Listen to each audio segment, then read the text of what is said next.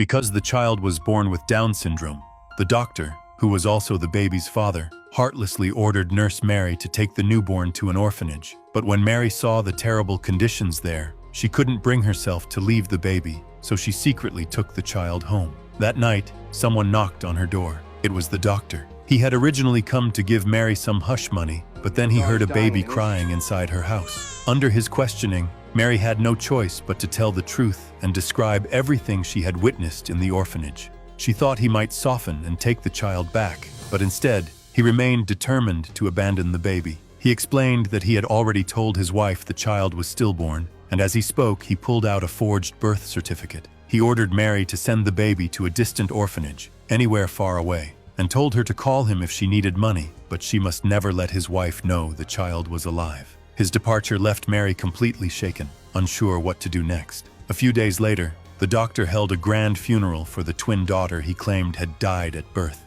Mary could only bury the truth deep in her heart and walk away. Not long after, the doctor returned to find Mary, only to discover she had moved out and sold all her furniture.